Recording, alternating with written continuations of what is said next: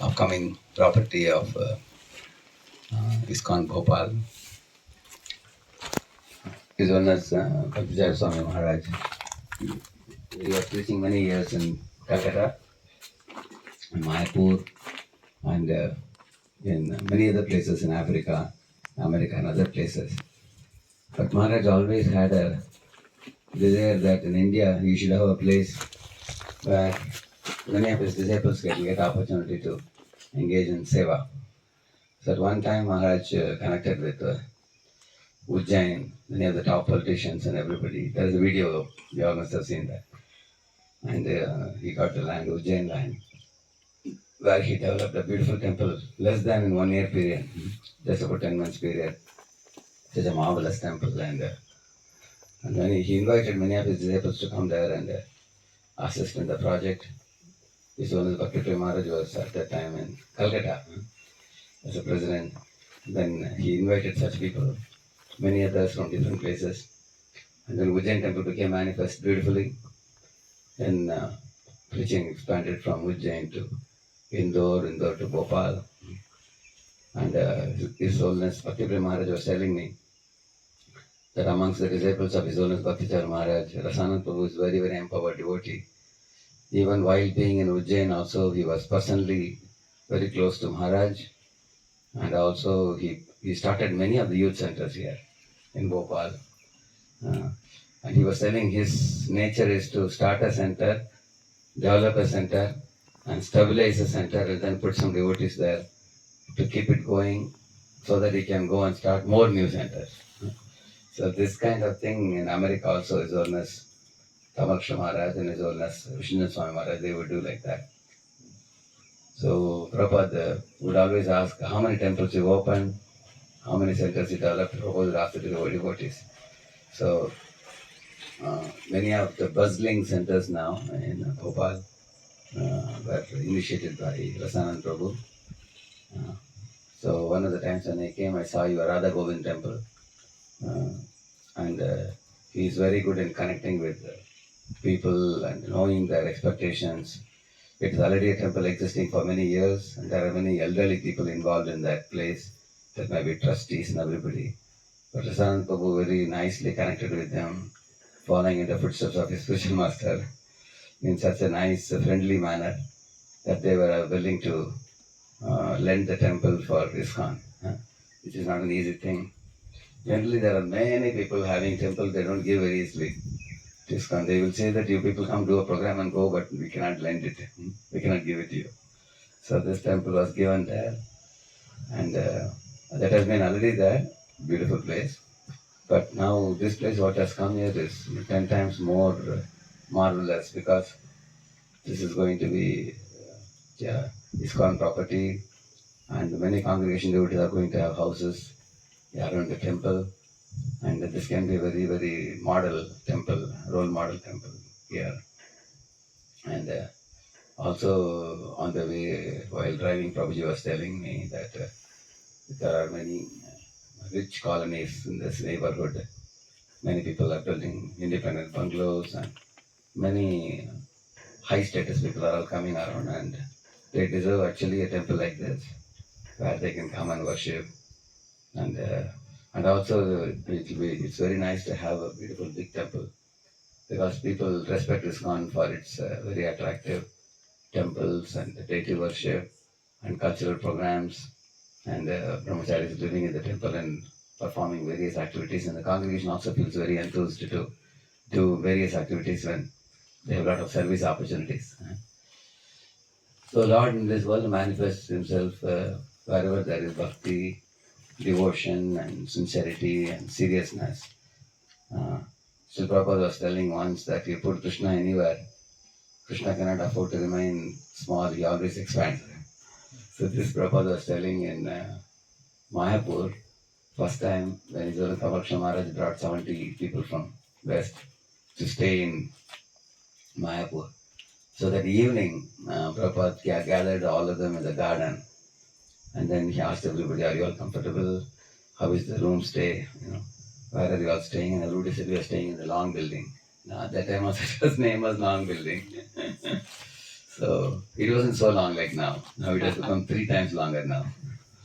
So they said, Prabhupada, they're staying in a long building. And then Prabhupada was telling, see, I told Kamal that we have to make it more longer, and he was telling, what is the need for such a long building? Now we all realize so many devotees have started coming from worldwide. So therefore we have to make it longer and longer. And then Prabhupada said, Krishna comes as Matsya Avatar. He is a small fish. Later on he is put in a pond, then he is put in a lake, then he is put in a ocean. Still he gets bigger and bigger. Similarly, wherever you put Krishna, Krishna's nature is to expand more, he said. So he said, all of you have come, and next time instead of 70, more will come. Double will come, triple will come. So Mayapur has to have a big project, Prabhupada said at that time. So, in the same manner, all of you are preaching already in Bhopal, Radha Govind temple, you are preaching. And as you preach, more devotees will come in the Brahmacharya ashram and the congregation, the boys. So then more the devotees, merrier it is. At the same time, you need a more place also. You need more seva opportunities also. So Krishna is giving you this facility which is coming up here. You are going to have a beautiful big temple with more facilities. And when the big temple comes, so once my spiritual master was saying that when a boy and girl get married, a lot of people come and give gifts on the marriage day. People give bouquets, people give garlands, people give gifts. So marriage day is a day of enjoyment or great joy, but it is also a day of responsibility. You are telling, because the husband and wife have to stay together for the whole life, tolerating and being patient with one another and being humble and willing to uh, put aside false ego and cooperatively stay together. In the same manner, a big new temple coming up, a big project coming, has a brighter side, which is more opportunity, better facilities, better amenities, and better scope for preaching. And you don't have to chase after people, people will chase after you. People come to a big temple to see the temple. In Pune temple, we have Kumar builders. So many times we call him, you never come before, you were super busy. When big temple came, now on his own, he comes practically every week or once in 2 weeks. He doesn't even take our permission to come. On his own he comes to take darshan. We go behind him. When he comes to temple, we give him prasad, garland and everything. Otherwise, he's a very big man. So many big ministers, many big educators, big people in society will come to your temple here. So these are very plus points for you. And the minus point for us is when His Holiness Bhaktisiddhanta Maharaj gave one lecture in Chapati on the topic of leadership. I was there for that. So at the end of the lecture, he asked any question. So I asked him a question. That Maharaj, we have built a temple in Pune now, NVCC. The big temple, and yearly we get almost 1 million people visiting the temple. Close to 9 lakhs to 10 lakhs people coming. So I told him that such a huge outflow is happening. And a lot of money is involved, crores of rupees, spent about 60-70 crores there.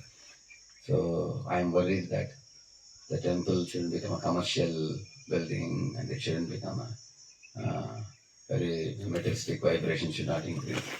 So how do we keep the sanctity and purity of the devotees? And how do we keep this temple aligned with the modern mission of Prabhupada? I asked him this question. So he said a very simple answer. Increase the Sankirtan fire, he said. If you increase the Sankirtan fire, that will consume all the material components, which is like wood. Wood, if you lit a fire, like that, when the fire comes, it consumes the wood. So in Srimad Bhagavatam, there is a sloka which says that the fire in the wood is like the super soul. And the super soul is awakened by Sankirtan fire. He consumes the gross and subtle coverings of the living entities. Consume means what? Our gross body, subtle body will not function materially. They will function spiritually. Only in aligned with Krishna. So then we lose the propensity to act materially. That will happen by increasing Sankirtan fire. So the strict morning programs, the strict chanting japa with all devotees coming together, hearing Srimad Bhagavatam together, going out and preaching and not basking on the comforts, but going out and distributing prasad, distributing holy name, distributing Prabhupada's books, going to colleges, going to schools. all the brahmachari should be out and grihastha should be in. Grihastha should do services, brahmachari should be out for preaching. That's a very ideal situation. Going out and preaching. And your temple will be so beautiful even when you preach abroad also. Like Vamshidhar is now preaching, is coming to D-Land and other places. Prasanth also has been traveling abroad. When people come to India, you will have a beautiful place for them to stay and show the temple. They can take part in activities. Very, very nice. 20 crores is not an ordinary amount. So raising these funds and getting the land is a big step. And that too, His Holiness Bhaktichar Swami has Vaikunthavas has already happened. Without his personal presence, Prasanand who has raised these funds, it's not an ordinary thing. People naturally have affection for Maharaj. Still next to Maharaj, unless people have trust in the leadership of somebody, they can't give so much amount. So that goes to show the trust they have in him. So I'm sure that you have something very wonderful coming up here for all of you to look up to. So I'll pray that this project becomes a very wonderful project for the pleasure of Prabhupada and our Guru Parampara, His Holiness Bhaktichar Maharaj. That it becomes a beautiful temple, beautiful project, becomes like a magnet that attracts thousands of people here, performing Sankirtan and people getting connected to Krishna consciousness, starting their japa, eating prasad and attending classes, and let it flourish more and more. Hare Krishna.